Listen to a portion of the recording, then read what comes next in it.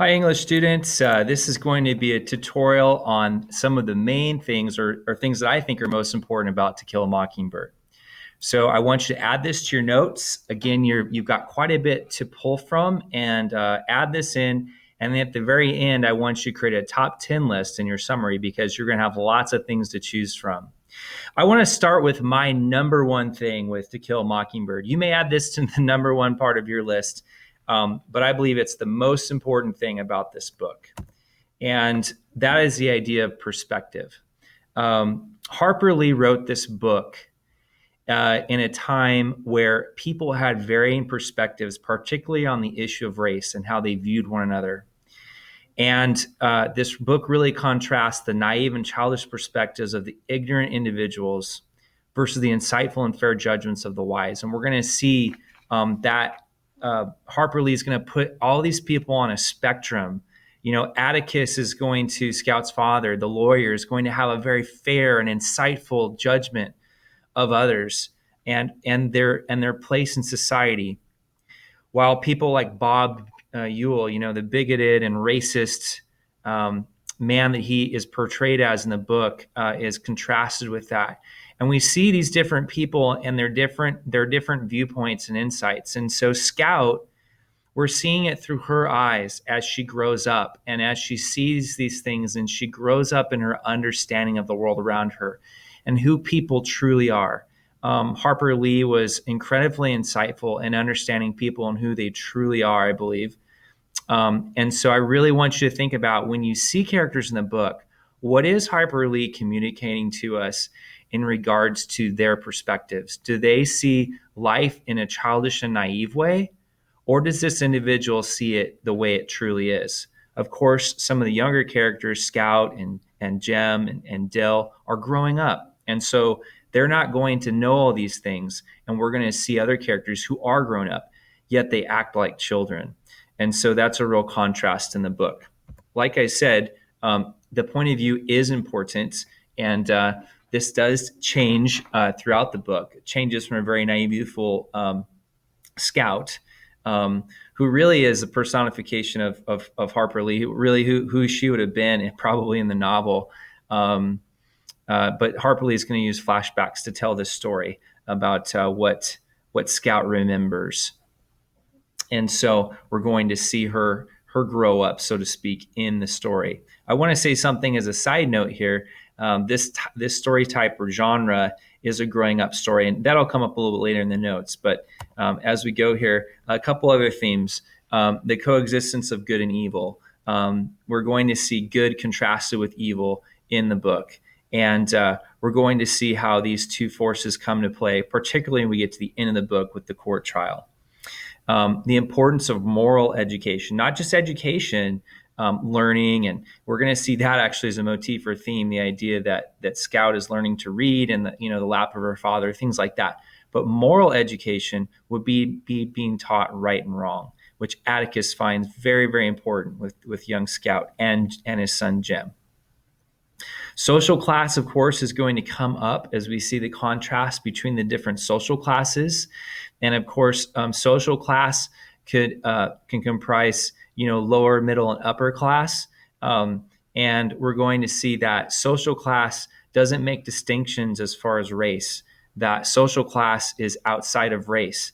And so Harper Lee tries to really make sure that we have a very mature understanding of social class and how social class doesn't mean the same thing as a certain race.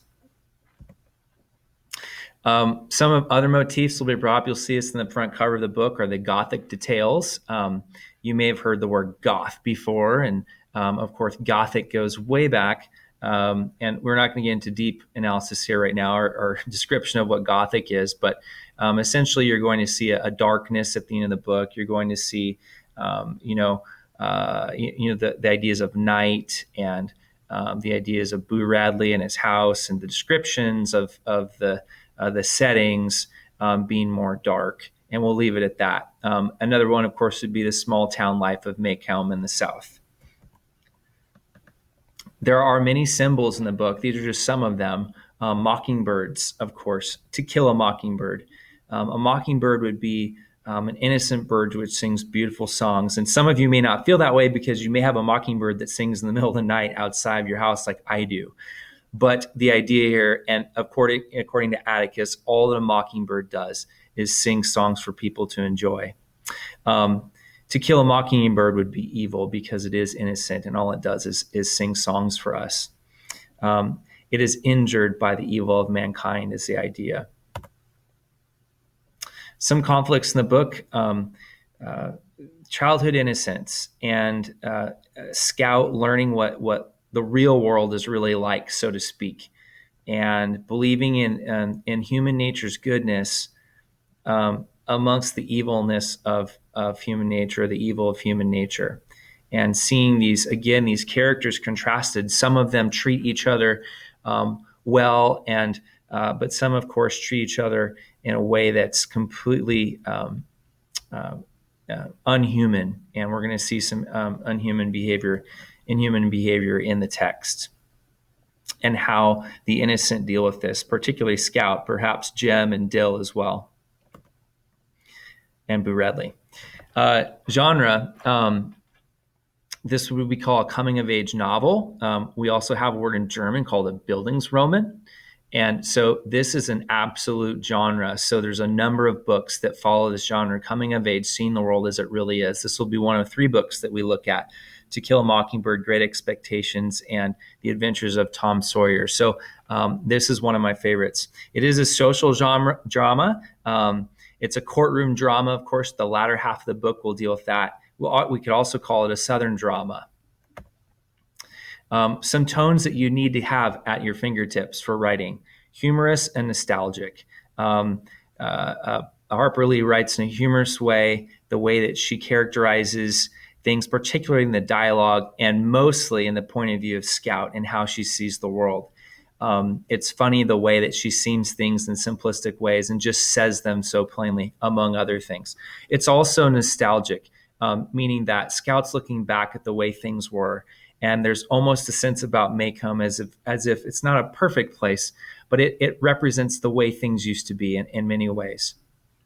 Looking back in time with esteem. Also dark and critical, particularly later in the novel when we get to the court trial. And so we're going to see that motif of those Gothic ideas come out with the darkness, but also the darkness of human nature and critical of human nature later as well. Again, the setting is Maycomb and Alabama, and hopefully you can learn some more about that setting and some of these other things and the other videos and other things that we presented on this website. So that's just a little bit about To Kill a Mockingbird and some of the things that I think that are really important, and look forward to seeing your top 10 lists.